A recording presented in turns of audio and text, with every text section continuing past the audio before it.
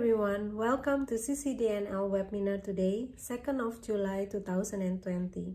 We hope all of you are fine and healthy, and we are so happy that you'll be able to join our webinar today. I am Julita Oetojo, lecturer and PhD candidate from Bonn University in Germany, and I will be your moderator for today. As we all know that CCD-NL aims at fostering culture exchange and preserving cultural heritage. Now CCD-NL have been working on 3 projects, Binding with Ikat platform from Indonesia, Kurume Kasuri from Japan, and the European Solidarity Project. Today CCD-NL will launch the Binding with Ikat platform, Binding the Culture in the Time of Crisis. Before we start, we would like to show you a beautiful traditional dance performance. Enjoy, and we will be back soon.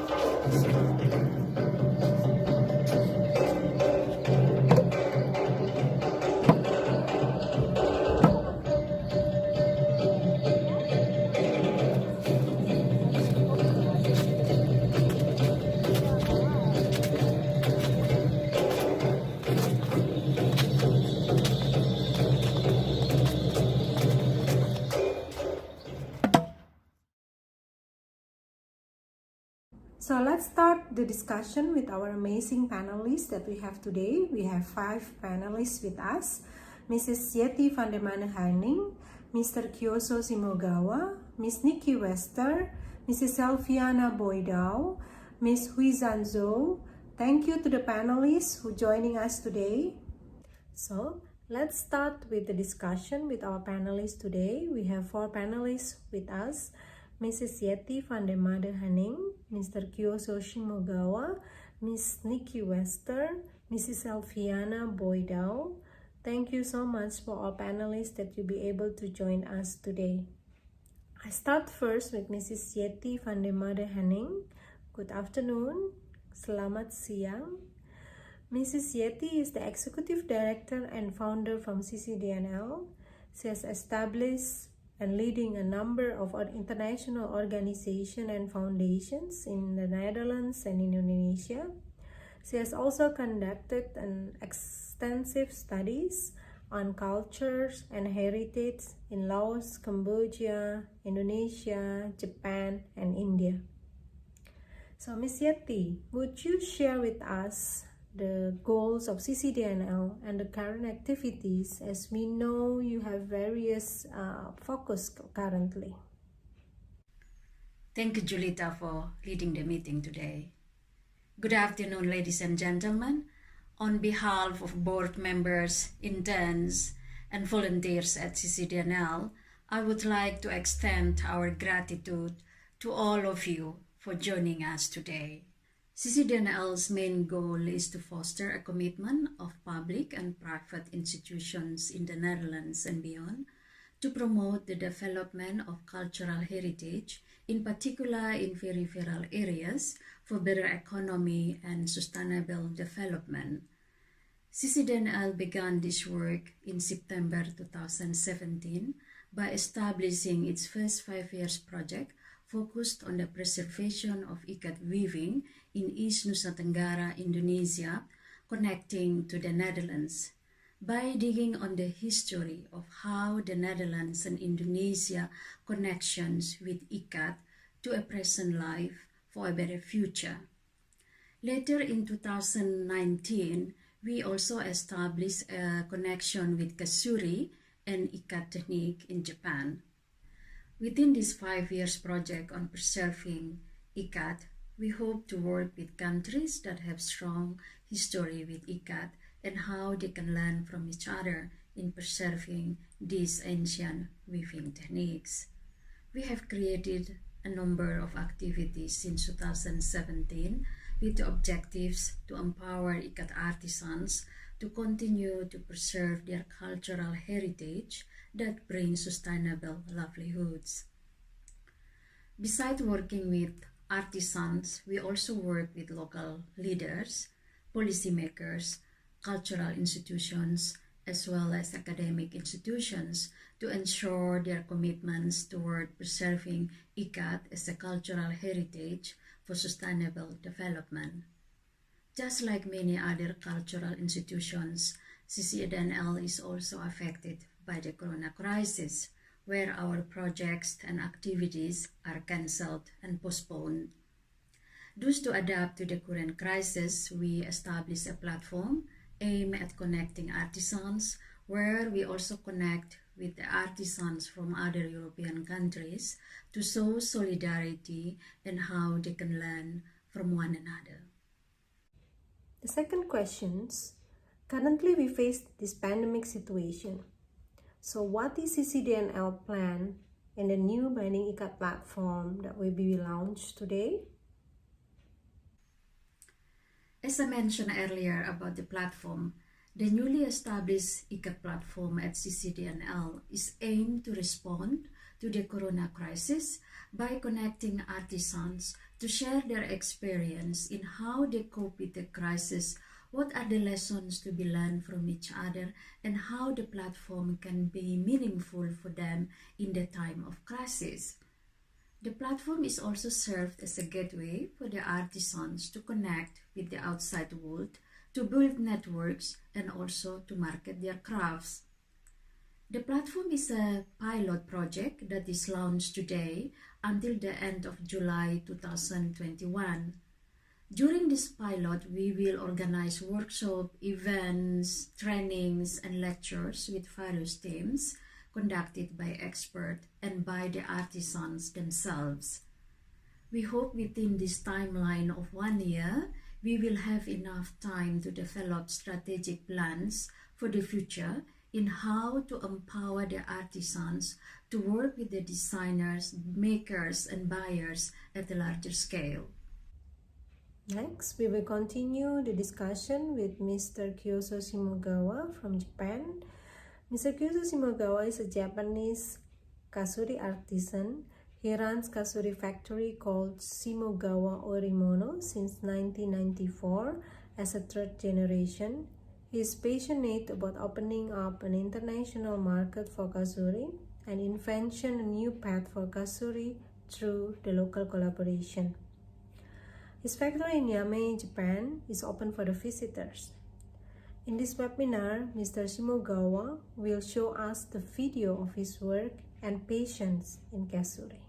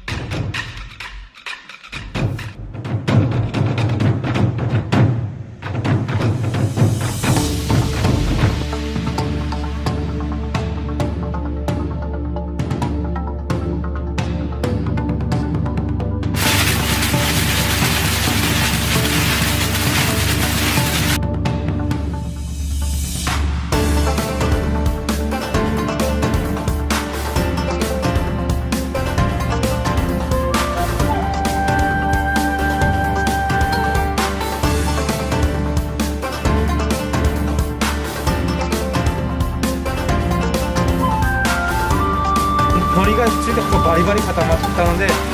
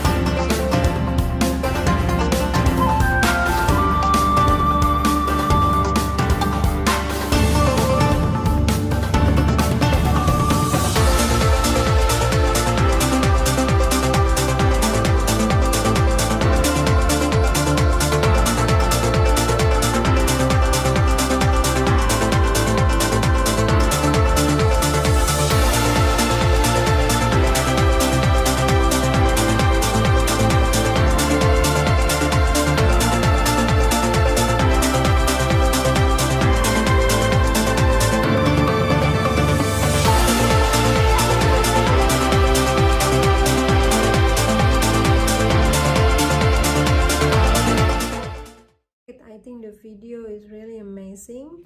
So, Mr. Shimogawa, could you please tell us more about the traditional Japanese textile kasuri? 皆さんこんにちは。私は日本の久留米がすり職人の下川京三と申します。今日はよろしくお願いします。質問に対する回答を、答えていきたいと思います。まず1番、日本の伝統工芸である久留米がすりの他にない良さについてもっと詳しく教えてくださいという質問です。いくつか、特徴としてあります。一つはダブルイカット、縦横がすりの技術を動力食器を用いて織る技術を持っている。これは、世界中見渡しても久留米がすりだけだと思います。そのダブルイカットのかすりを織るために、くくりの機械を開発し、くくり職人を組合で養成して複雑で、精巧な柄を織ることができる。これが一つ特徴としてあります。それと久留米がすりは手織りと動力食器を用いた織り方と両方の技術を持っています。それと、トヨタが約100年前に開発した Y 式と呼ばれている動力食器があるんですけども、これをベースに改良したかすり専用食器というものを持っています。これは日本国内においても、今現在では久留米だけしか稼働していない特別な食器です。それと天然染料染めですね、いわゆる藍染めということになるんですけども、藍染めと化学染料染めの両方の技術を持っています。さまざまな色の表現使い分けをすることができる。このあたりが久留米がすりの大きな特徴。 As a kasuri artisan, designer, and businessman, how do you connect the traditional heritage and the business? 2番目の質問ですね。久留米がすり職人でありデザイナービジネスマンとしてどのように伝統文化をビジネスにつなげますかという質問ですね。職人という立場で、自分の言葉で、伝えるっていうことが大事だと思っています。久留米がすり職人として、伝えていくことができるのはごく限られた人です。その中の一人が私なので、久留米がすり職人として、職人の言葉を伝えていきたいと思っています。なおかつ職人でありながらも経営者ビジネスマンとしての視点を持つことで、地域に根付いた産業として久留米がすりをどういうふうに、伝えていくことが大事なのかっていうことを適切に判断することができると思っています。なので職人でありながらもデザイナーやビジネスマンとしての、資質を持っているっていうことがすごく大事だと思ってます。大量生産に基づいた受注生産システムっていうことだけを考えてしまうと、久留米がすりの個性とかアート性みたいなとこがちょっと薄れてしまうんじゃないかなというふうに僕は考えています。なので、職人自らの感性で、作った独創的なテキスタイルとしての久留米がすり、これをアピールすることで、世界の中でも特徴的で魅力的な織物として、久留米がすりを伝えていくことができるんじゃないかなと思ってます。いわゆるマーケティングの言葉で言うと、マーケットインとプロダクトアウトっていう考えがありますけども、その両方の生産販売体制を共存させるっていうことが、伝統文化をビジネスとしてつないでいく方法じゃないかなと思っています。How do you keep Kasuri heritage culture alive in Japan? And how will you introduce it internationally? インスタグラムやフェイスブックなどの SNS ツールを使って、毎日情報発信をしています。そして情報発信しながらも工場見学という形で、興味を持った人を、受け入れるということをしていますので、情報発信プラス集客ということで、新たなマーケットの可能性を切り開いていくっていうことをやってます。既存のですね、その受注型のビジネスっていうのをやりながらも、プロジェクト型の依頼も引き受けてます。それとあとはネット通販ですね。インターネット通販、今ちょっと日本国内でやってますけど、これを海外向けにも、展開していきたいっていうことをちょっとすごく今考えてます。コロナ問題でですね、海外になかなか移動するっていうことが今難しい状況になっていますけども、それについてもオンラインセミナーだったり、あるいはオンライン工場見学っていうような企画をちょっと考えて、対応していきたいと思ってます。あとは、これちょっとまだ具体的なことはまだ何も、構想としてまとまってないんですけども、デジタルオンラインマーケットっていうことをちょっとできないかなと思って今いろいろ考えているところです。久留米がすりっていうのはですね、幅もちょっと日本の着物として考案されたっていうのがあって、生地幅がすごく狭いっていうのがあるので、一般的なやっぱそうファッションとかアパレル向けの素材だけだとちょっといろいろと問題もあると思います。そういうのはすごくこうニッチな商品っていうところ、すごく織物としては魅力的ではあるけれども、実用性を考えた時にこの狭い生地幅でどういうものに使っていくことができるかっていう部分がやっぱりどうしても問題点としていろいろ出てきます。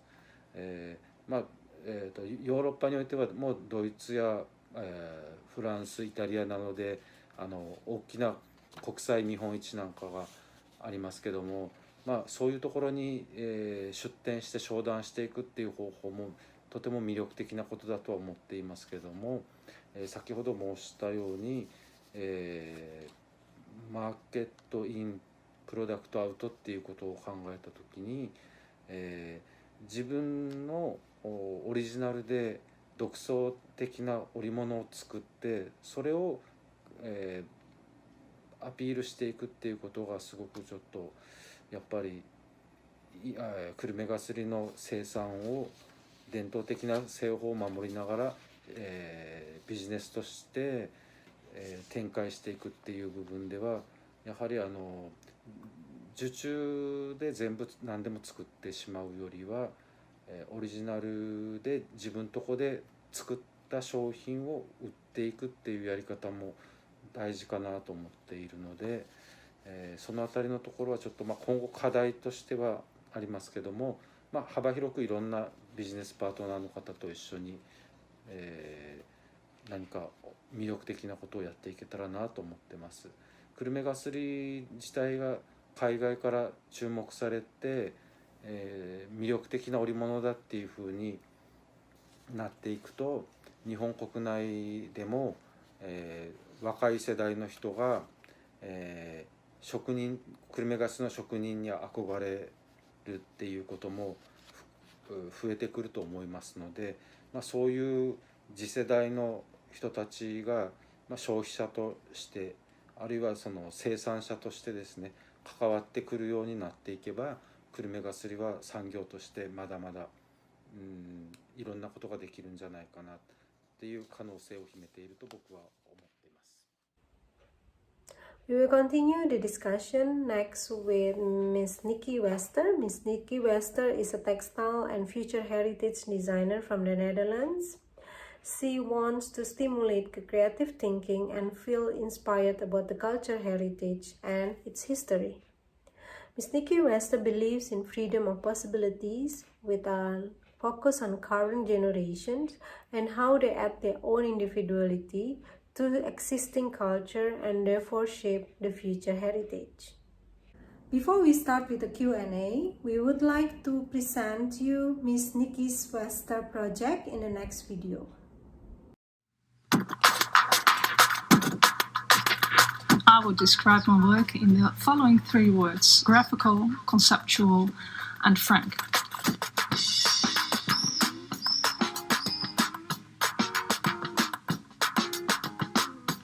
I've always been very studious and curious by nature, and especially the last one. So when I find a subject really interesting, then I want to sort and sift it out to the core of its existence. And for the last 2 years, I did different collaborations next to my own projects. And the funny thing is that all these projects were about culture and philosophy. So I think you can say my specialization is about doing full examination of cultures and styles, and then after that develop it to modern interpretation. And I like to work on these different projects at the same time because it keeps me sharp and inspired and makes that you can look with the right distance to your own work.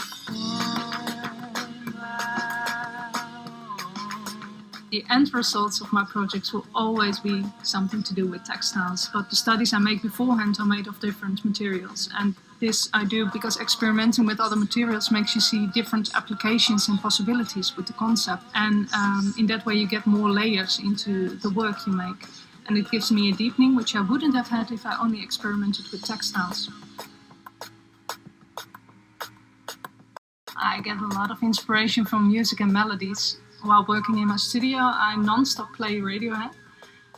This band is especially some kind of textile artist, in my opinion, because they are mastering weaving compositions with melody threads. Next to music, I'm massively fascinated by ethnic cultures and textiles, because these textiles are a result of giving information through from mother to daughter, father to son, and in which every generation puts its own part into it. So the richness you see in clothing and textiles used in these cultures are a passage of knowledge. And Daan Rozenvaarder inspires me because he's looking into the world with playful eyes like a child. And it's a beautiful thing to help the world and being playful at the same time.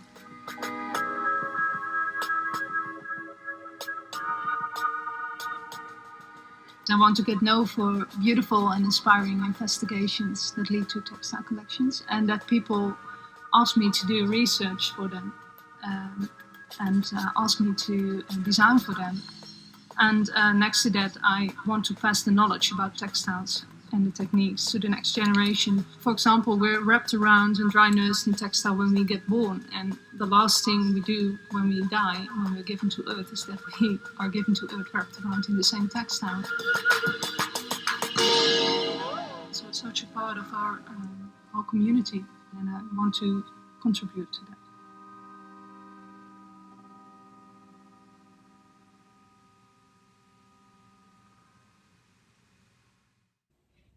Ms. Nikkie, would you share with us your passion as a designer and future heritage specialist? The question, would you share with us your passion as a designer and future heritage specialist? Well, design is about visual storytelling, and I'd like to transfer local histories, company heritage and family anecdotes into something visual. Cultural heritage is an example of generations contributing to expressing their culture in products and in concepts. And I'm not sure whether my passion for design started with this fascination for cultural heritage or with my view on design in general. So I don't know where it started exactly. My approach for future heritage, though, has to do with the combination of these both. People and organizations tend to treat cultural heritage and company heritage as something fixed or immobile or immutable.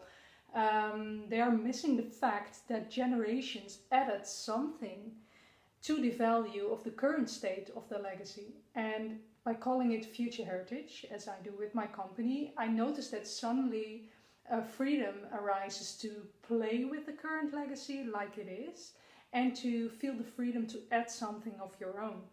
And that's why I asked the question with future heritage: how do you want to be remembered from the future point of view? How do you see yourself in long-term commitment with CCD-NL in empowering ICAT community in NTT and keep the craftsmanship alive through your design and your projects? The question, how do I see myself in long-term commitment with CCD-NL in empowering ICAT community and entity and keep the craftsmanship alive through my designs and my project? Well, with this current crisis and the impossibility of traveling, I really hope this will subside soon, so we will be able to exchange physically, besides the current digital exchange of knowledge, like this lecture you're currently attending.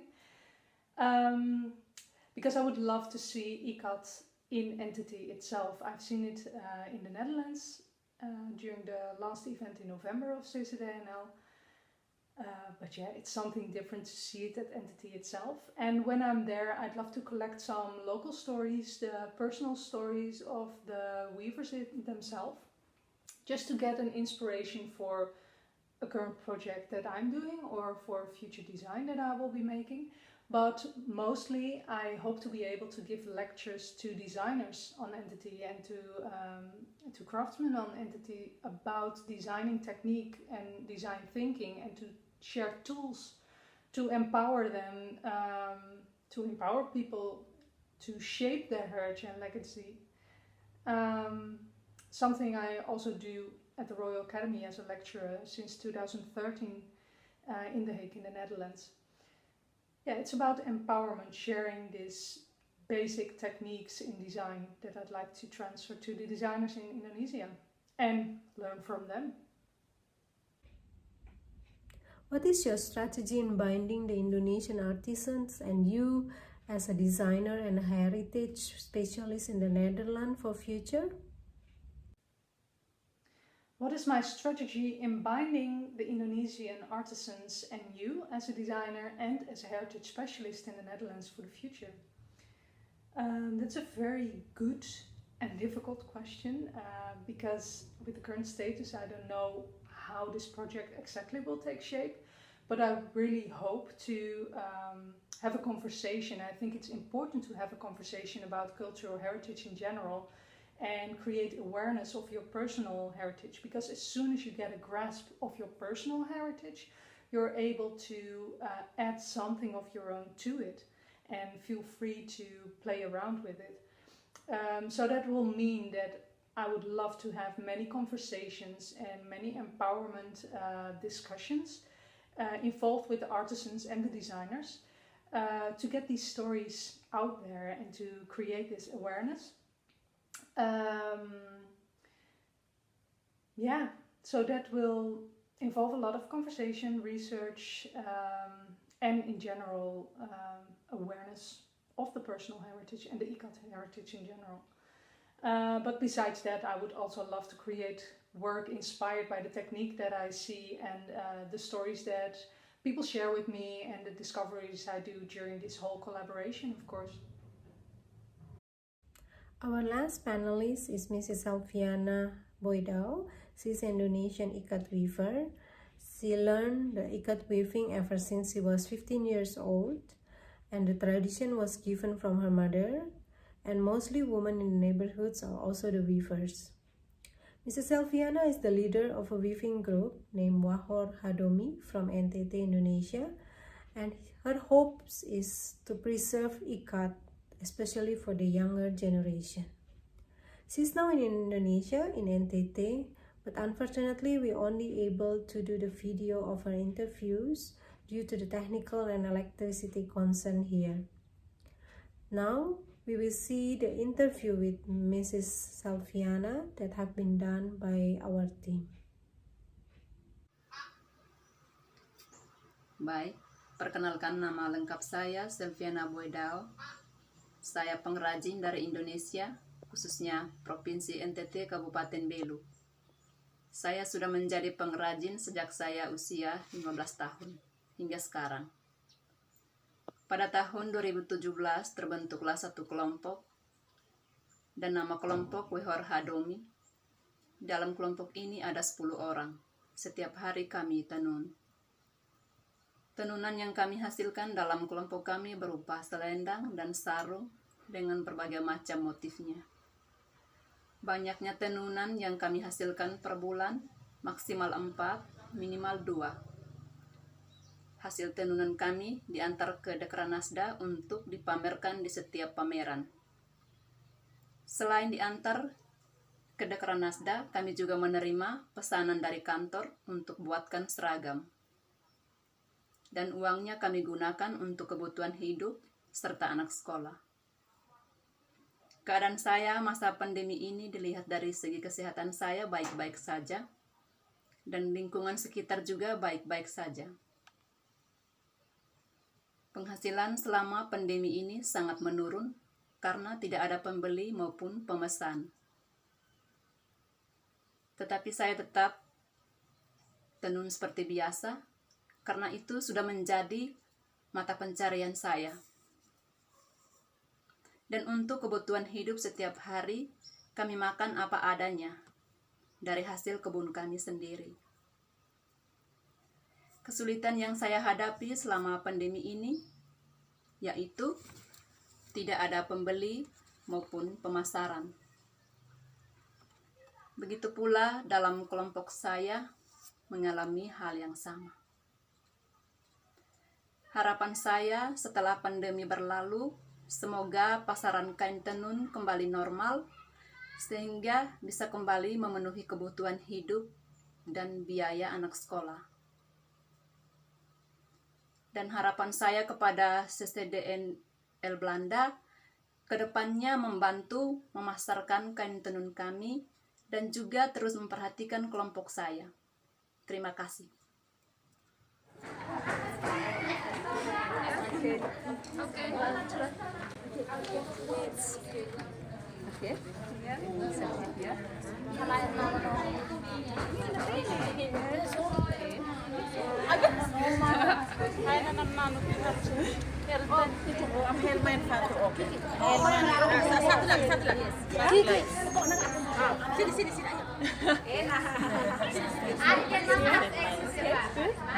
Ikut peluk di di sebelah Oke. Mama di sebelah sini nona ke. Di sebelah sini. Nah, sebelah sini. Ah, di sini. Geser lagi. Geser lagi. Sebelah. Geser lagi. Ah, peluk. Negara terus.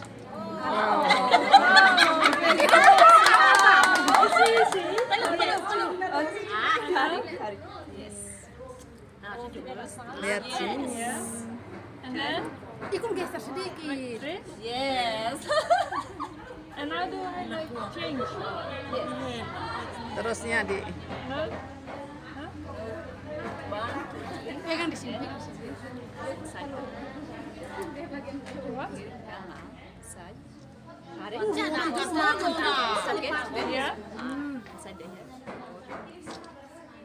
Betumahin ko naik dulu. Yeah. 10. Oh. Ah, yeah. Yes. Yeah. So,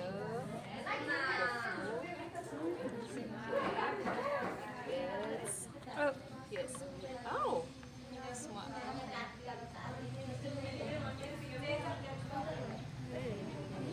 Okay. Then, Again? yes. Wow. Kuat.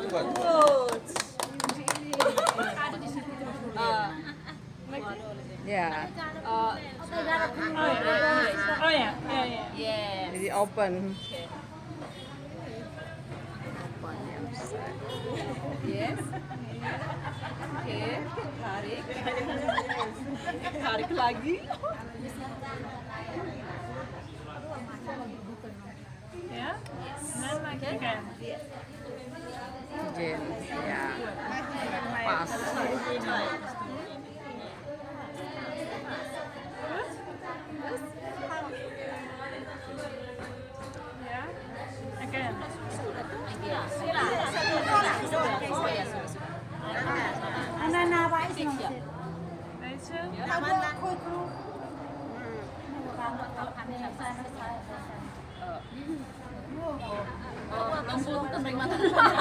Sorry. Because I know little. Sorry. Just Yes. like that and stick pull it. Yeah.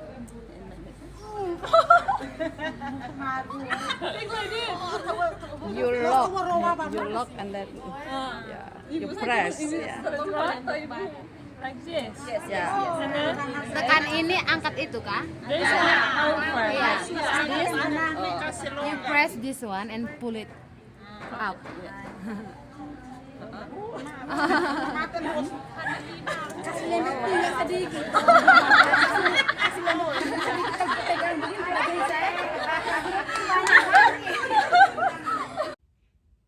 So we hope Mrs. Selviana and her group will be able to pass this condition and keep preserving culture and heritage in a sustainability way for the next generation.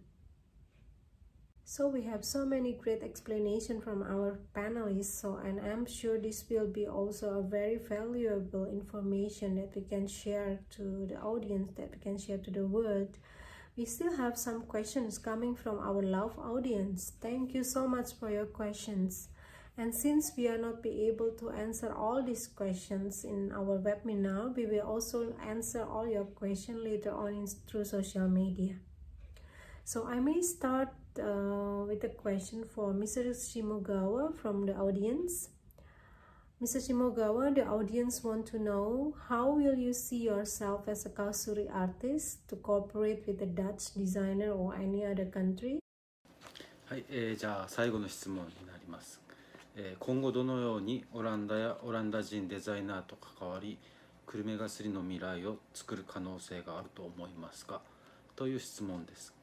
ですね、オランダっていうのはダッチデザインっていうのが世界的にもすごく有名で、オランダにはたくさんの素晴らしいデザイナーさんいらっしゃると思います。伝統的な技術とか考え方っていうのはすごくリスペクトした上で、柔軟性や革新性を兼ね備えた自由で、斬新な素晴らしいデザインが数多く生み出されているっていうのが僕のダッチデザインっていうものに対する印象です。一方で久留米がすりっていうのは220年の歴史の中で、そういう伝統的な技法っていうのを職人から職人の手によって大切に受け継がれてきたっていう、歴史があります。基本そういう意味では、基本的には、ずっと変わらずに続けてきているっていうことが言えるのかなと思います。日本の久留米がすりっていうのは、実は、生産はもちろんこの久留米の産地で作られているんですけれども、作られたもののほとんどはですね、日本国内で、消費されているっていうのが現状です。実は海外でですね、あんまりほとんど流通していないっていうのが現状で、それを踏まえた上で、考えられることっていうのはもう本当にすごくシンプルな結論になるのかなと思うんですけれども、一緒に未来を作っていく、そこで、考えられるのはオランダのデザイナーさんに、久留米がすりの製法を理解してもらって、いろいろ斬新なデザインを考えてもらう。そしてそれを僕らが、制作するっていうこと、そのことがすごく久留米がすりの未来を作ることにつながるんじゃないかなと僕は思ってます。現在作られている久留米がすりのほとんどは、僕ら久留米がすり職人がデザインして作るか、あるいはこの久留米がすりの産地の関係者の人がデザインしたものを実際久留米がすり職人が作っているで、産地内でデザインして産地内で生地を作ってるっていうのがほとんど、あまり外との交わりがないっていうところがあります。なので、そういう意味ではまだまだ未開拓の分野、未発達の分野すごく残されていますので、オランダの人たちが考えたデザインを僕たちは作ることができますっていうことを、正しく伝えていく。そしてそれを、オランダを含むヨーロッパのマーケットで販売していくっていうことをすれば、お互いにとってすごく魅力的な取り組みになるんじゃないかなと思っています。実際僕はですね、今年の2月にパリで講演会を行ってデザインアワードを開催 しました。でパリのデザイナーさんからデザインを募ってそれを制作するっていうことを、今やってます。なのでオランダにおいても、デザインアワードを開催してデザインを幅広く募って実際にそこの中から、セレクトしたデザインを制作してそれをヨーロッパのマーケットで販売していく。そうすることで、お互いにとってより良い、未来を切り開いていくっていうことにつながるんじゃないかなと思ってます。以上です。And then secondly, they also want to know how has the crisis affected to your work? はい、続いての質問に対する回答です。コロナ騒動での影響はどのように受けましたかということですけども、コロナウイルスによって、かなり影響は受けています。まず百貨店や展示会あるいはイベントなど、集客施設ですね、販売する場所がまず休業になりました。これはコロナウイルスの感染拡大防止のための措置ということになりますけれども、販売の方が止まったことで、その中間の物流業者がですね、商品を供給することができなくなったので、休業ということになりました。でそれが最終的に私たち生産者の方が作ったものが今度、納品することができないということで、商品がストップするという状況ですね。かなりやっぱり大きい影響は受けています。ちょうどですね、これのイメージとしてはですね、車がですね赤信号で止まっていく時のイメージですね。先頭の車が最初止まってずっと順番に止まっていくんですけど、10台目とか20台目になるとだいぶ先頭から比べるとだいぶ遅れて止まりますけども、ちょうどそういうイメージですね。僕ら生産者はかなりそういう意味では、車後ろの10台目とか20台目とか後ろの方に、いるっていう状態になりますので、コロナウイルスが感染拡大した3月4月というよりはむしろですね今、5月以降ですね、今の方が影響は大きいですね。やっぱり売上的にもだいぶ落ち込んでいます。7月ぐらいまではちょっとその影響は続くのかなというふうには思っています。その一方でですね、私の工場で働く、従業員の人たちの雇用の確保、それとか仕入れ先に対する、仕事の供給っていうのもあまり止めるわけにはいけませんので、なかなか状況としては大変ではありますけども、工場の方はですね、休業せずに、なんとか頑張っています。やっぱり大口の取引先っていうのがちょっと、の仕事がストップしたっていうことでかなり売上的には落ち込んでいましたけども、それと同時にですね、私の会社では数年前からネット通販での販売だったりとか、個人事業主とか一般消費者とか流通チャンネルをかなり細かく大きく細分化して広げていくような取り組みをしていましたので、そういう部分はですねコロナウイルスの影響でも完全に止まることはなかったので、やっぱりたくさんの方にですね支えていただいて仕事を続けていってるっていう実感をすごく感じることもできています。そういう人たちに対する感謝の気持ちっていうのが原動力となって、前向きに頑張り続けることができています。以上です。Another questions from audience to Miss Nikkie Wester. They want to know, since there are many traditional textiles in the world, why do you have interest with ikat textiles? There are many traditional textiles in the world. Why my specific interest for ikat? Of course, I'm interested in textile in general, but especially in weaving, and especially if it's linked to cultural heritage. Ikat covers both these topics. It's craftsmanship at its best, it's transferred to the current generation through centuries, and is therefore part of the Indonesian cultural heritage. With my company, I focus on future heritage, trying to keep cultural heritage and alive. And when Yetty approached me with the concern that the knowledge of ikat is decreasing in entity, I got very inspired to share my knowledge in how to keep ikat in entity alive, with my knowledge of how to keep cultural heritage alive through design. So that's my reason for being involved in this project and choosing ikat in this case. And why is the focus only on Indonesia, Japan and the Netherlands? Secondly, the question, why the focus only on Indonesia, Japan and the Netherlands? Honestly, I think Yetty is the best person to answer this question, since she's the initiator and she invited designers from these areas.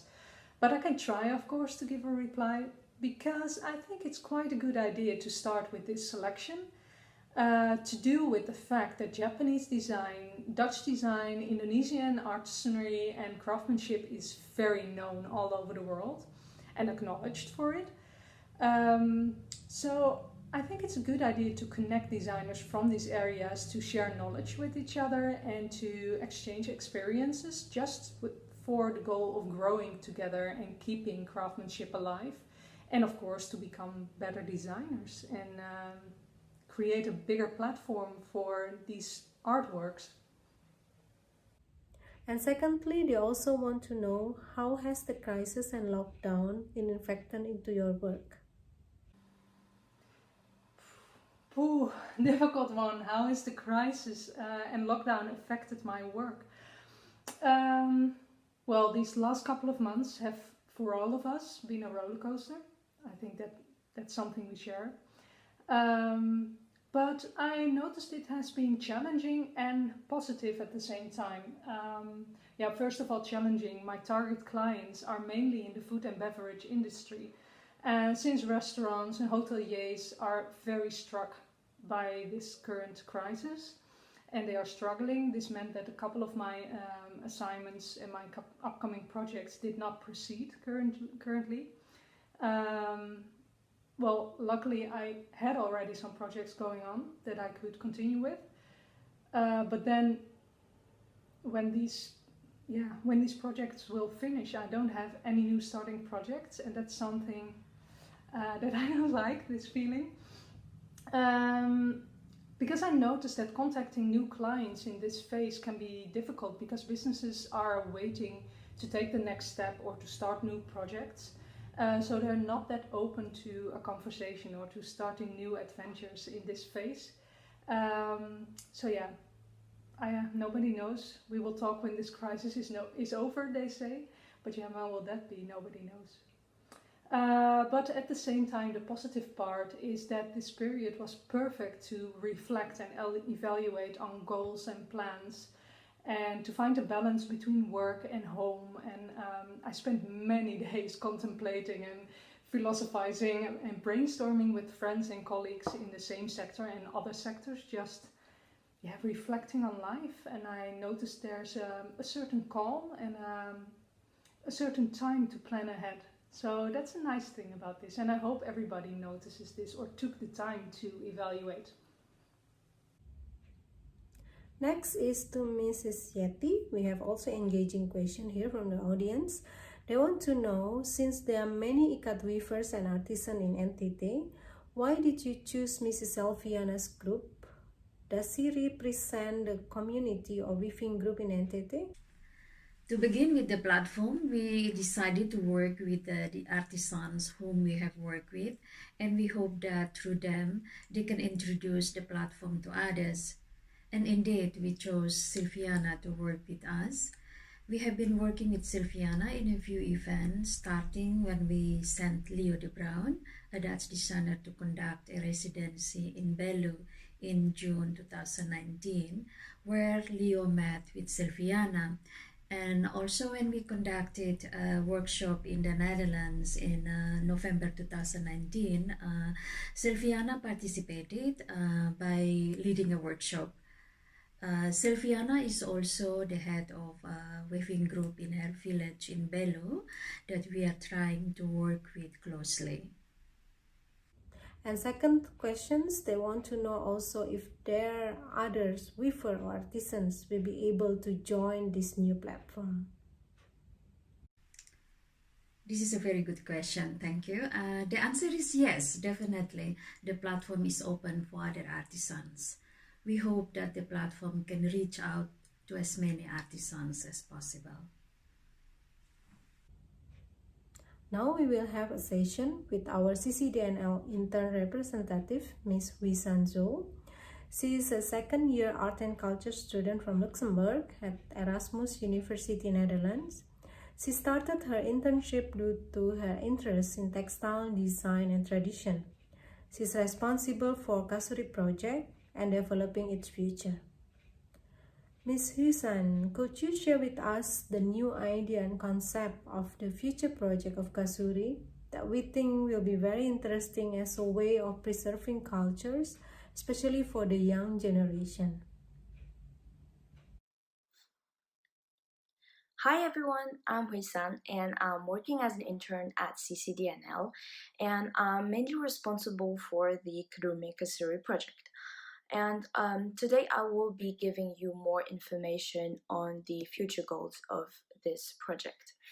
In order to give you a better idea, this project was started by two previous interns last year, and what they have organized is an event or a workshop where they provided more information on Kurume Kasuri, for example, its history, but also had textile available for people to see and to touch and also to learn how it is made. And now, together with another intern called Akiri Yoshino, we are working on the future goals, which were also outlined by them. So the first one is a creation of a guide or an archive. And what this entails is that we are doing as much research as possible on Kurume Kasuri, and we gather all of this information that we have found into one place where people with an interest in Kasuri can access this very easily and learn more about it. And the reason why we're doing this is that we've noticed that there's actually not that much information, especially academic knowledge, available on Kurume Kasuri. So we've actually felt the need or thought that it was necessary to create this guide, which in the end is also a very important building block to preserve cultural heritage and also to keep it alive. And now the second goal, which is more related to the sustainability and the durability of this project. And what we envision here is a collaboration between a Dutch designer or artist and a Japanese Kasuri artisan. And what we wish them to do is to work on a hybridization or a prototype between Dutch textile and also Japanese Kasuri. And in that sense, we would of course provide them as much creative freedom as possible in order to come up with the design. And once this design or prototype is done, we will exhibit it in order to gain an insight into the business aspect and also to know what the demand would actually be like. And based on this information, we will decide whether we want to turn this prototype into an actual product and upload it onto our web shop in order to be sold. So yeah, these are like the general outlines of this project. And another reason why we are working on this collaboration is that we believe through the incorporation of a Dutch designer, Kusuri will actually have a better chance to enter the Dutch or European market because there is this aspect of familiarity due to the Dutch designer. And in a way, we also hope that it will be more appealing to the Dutch audience. And especially now for the younger generations, because we are the ones that will actually determine what will be the future cultural heritage. We hope that through this collaboration, which is also another innovation, it will actually spark more interest in them and hopefully also increase the value of Kusuri and therefore preserve it in the future. So thank you very much for listening. Wow, I think this is a lot of ideas and really excited to achieve all these goals in this current crisis situation. CCD-NL is really able to bind the culture during crisis. Now I give time to Mrs. Yetty as the founder of CCD-NL to give more information about the latest and the future plan of CCD-NL. We learn to adapt and to adjust our projects and activities. And for the moment, we at the CCD-NL would like to promote the platform aiming at to reach artisans, designers, cultural organizations, makers, buyers, sponsors, and potential funding institutions by creating activities and programs where the platform could serve its very purpose. Now we come to the end of this webinar. Again, we thank you all who participate today. Thank you for our lovely audience. Thank you so much for our panelists for your contribution today. Mrs. Yetty van der Haning, Mr. Kyoso Shimogawa, Ms. Nikkie Wester, Mrs. Selviana Boi Dao, and Ms. Zhou. Thanks to our interns from Erasmus University Rotterdam, Akiri Yoshino, Zhou, Jun Liang, Oriza Taufani, and Rita Hiltunen. Thank you to our volunteer Atsila Frayaska from Erasmus University Rotterdam and Rebecca Adriana, graduated from Leiden University, for your support. We close today's event with another stunning dance performance, and once again, congratulations to CCD-NL for the new launch. For more information, please contact us through email and social media. And please join us now, the after party via Zoom. Thank you so much. Stay safe and keep healthy. Bye-bye.